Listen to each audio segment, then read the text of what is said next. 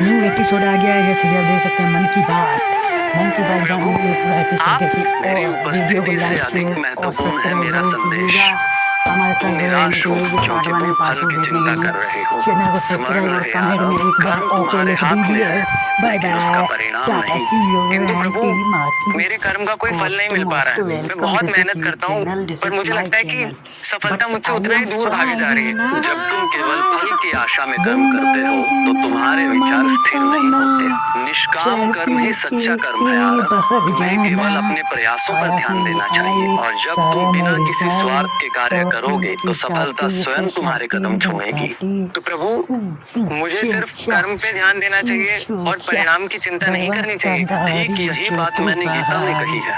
है बड़ा जब तुम हिजाल। पूरे समर्पण से अपने कर्म करते हो, तो अपना भाग्य स्वयं गढ़ते हो। असफलता केवल एक पड़ाव है, अंतिम लक्ष्य नहीं। समय के अनुसार तो परिवर्तन होता रहता है, और यदि तुम सत्य के मार्ग पर बने रहोगे, तो सफलता निश्चित रूप से आएगी। पर उसका रूप और समय वो तुम्हारे अनुसार नहीं, ईश्वर के अनुसार होगा।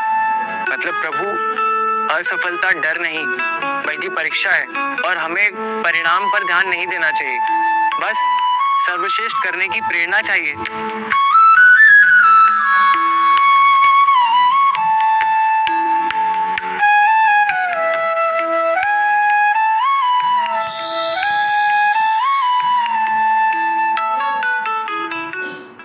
मैं आरव हूँ, एक आम आदमी। मेरे प्रश्न वही हैं जो आपके हैं। कभी कभी हम जिंदगी में ऐसे हालातों में फंस जाते हैं जहां पर हमें कुछ भी समझ नहीं आता, जिसके बाद हमें कोई रास्ता दिखाई नहीं देता। हमें काफी थकान महसूस होने लगती है। हर दिन वही भाग दौड़, वही कामकाज, लोगों की उम्मीदें। हम करें तो क्या करें? हम अपने कर्तव्य से दूर नहीं भाग रहे, परंतु क्या यही हमारा जीवन है? क्या हमारे जीवन का उद्देश्य यही है?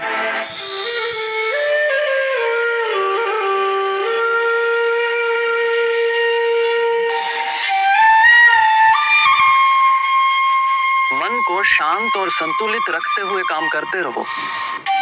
काम पर ही तुम्हारा वश है, परिणाम पर नहीं। परिणाम की आशा करना अनुचित नहीं है, पर काम के परिणाम के बारे में सोचते रहना भी ठीक नहीं है, और इससे तुम्हारा काम प्रभावित होता है। ऐसा कैसे हो सकता है प्रभु? हम परिणाम के लिए ही तो कार्य करते हैं। परिणाम मिल जाता है, उस पर चिंतन और मंथन नहीं करना पड़ता। काम का नतीजा अच्छा हो या बुरा, दोनों ही स्थितियों में तुम्हारा शांत रहना ही तुम्हारी आंतरिक शक्ति है। ध्यान रहे, जीवन केवल श्वासों का चलना नहीं है, अपितु आत्मा की यात्रा है। कर्म से, अनुभव से और अंत में आत्म साक्षात्कार से ये यात्रा पूर्ण होती है। ये शरीर एक गाड़ी है और मन उसका चालक है, और बुद्धि इसकी दिशा है, जिसका लक्ष्य है खुद को पहचानना, असत्य से सत्य की ओर, अज्ञान से ज्ञान की ओर, मृत्यु से अमृतत्व की ओर बढ़ना। यही जीवन है। ये कैसे हो सकता है प्रभु? हम तो सदैव कार्य में लगे रहते हैं। जीवन की यात्रा करें तो कैसे करें? काम करना और काम को जीना दो अलग अलग चीजें हैं। जीवन एक प्रयोगशाला है, और जहाँ पे हम हर दिन कुछ नया सीखते हैं, खुशी, दुख, मोह, माया, सब कुछ अनुभव करते हैं। तो जीवन खुद को समझने का एक अवसर है।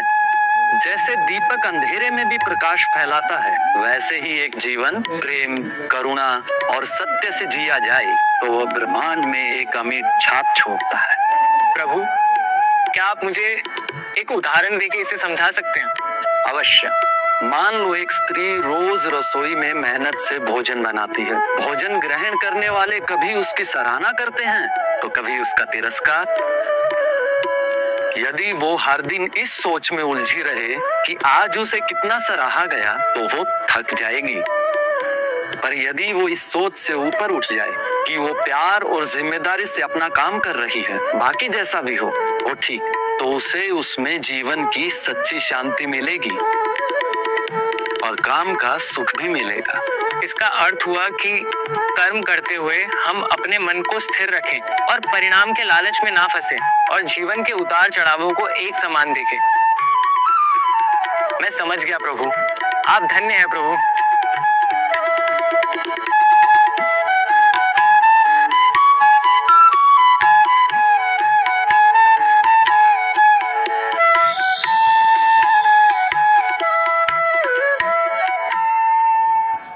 आरव और आप सभी का स्वागत करता हूं भगवान श्री कृष्ण उवाच के इस भाग में। हम जीवन के अनुत्तरित प्रश्नों को भगवान श्री कृष्ण की दृष्टि से समझने की कोशिश कर रहे हैं और आज हम जानेंगे कि जीवन का उद्देश्य क्या है। इस प्रश्न का उत्तर पाना हमारे बस में नहीं है। ये एक ऐसा सवाल है कि जीवन का क्या उद्देश्य है। इसके बारे में मैंने बहुत जानने की कोशिश की और बहुत लोगों से पूछा, पर मुझे इसका उत्तर नहीं मिला। इसका उत्तर तो भगवान श्री कृष्ण ही दे सकते हैं। बताइए प्रभु, आखिर जीवन का उद्देश्य है क्या? क्यों जन्म लेते हैं हम? क्या हमारा यहाँ कोई विशेष कार्य है?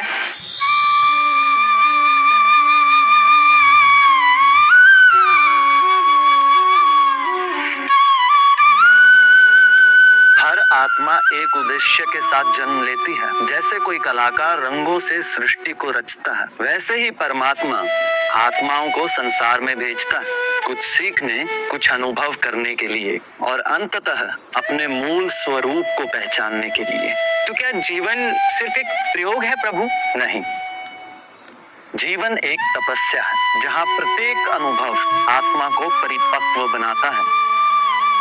तुम्हारे भीतर जो करुणा, विवेक और प्रेम है, वही तुम्हारे जीवन के उद्देश्य का संकेत है। लेकिन अगर कोई उद्देश्य खोज ना पाए, दिशाहीन लगे तो? जैसे बीज को ये नहीं पता होता कि वो वटवृक्ष बनेगा, वैसे ही किसी को भी पूर्ण ज्ञान नहीं होता, पर भीतर की प्रेरणा दिशा देती है। जिस कर्म में तुम स्वयं को भूल जाओ, जिसमें तुम्हारी आत्मा प्रसन्न हो, वही तुम्हारा धर्म है, वही तुम्हारा कार्य और वही तुम्हारा मार्ग है। तो लक्ष्य है स्वयं को जानना और माध्यम है कर्म, प्रेम और अनुभव। सत्य यही है, जीवन का उद्देश्य है स्वयं से परम की यात्रा। यदि तुम्हारा जीवन किसी को थोड़ी सी भी शांति दे, प्रेरणा या प्रकाश दे, तो समझ लेना तुमने तुम्हारा उद्देश्य पा लिया।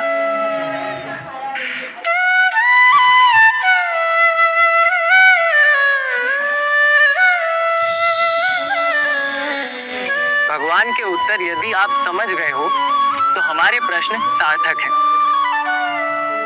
कभी कभी मुझे लगता है कि मैं जीवन को पकड़ना चाहता हूँ, जीवन को समझना चाहता हूँ, बहुत सारी चीजें सीखना चाहता हूँ। जीवन हाथों से रेत की तरह फिसल जाता है। नमस्कार, मैं आरव, एक आम आदमी, बिल्कुल आपकी तरह। भगवान श्री कृष्ण उवाच के इस भाग में आपका स्वागत है। आज हम भगवान श्री कृष्ण से जानेंगे कि माया क्या है।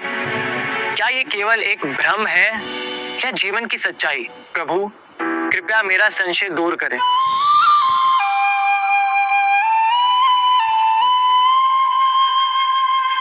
माया एक आवरण है, एक पर्दा है, वो पर्दा जो सत्य और आत्मा के बीच पड़ा है। ये शरीर, नाम या पद सब साधन है, पर अगर इन्हें ही स्व मान लिया जाता है, तब माया जन्म लेती है। ये संसार एक रंगमंच है।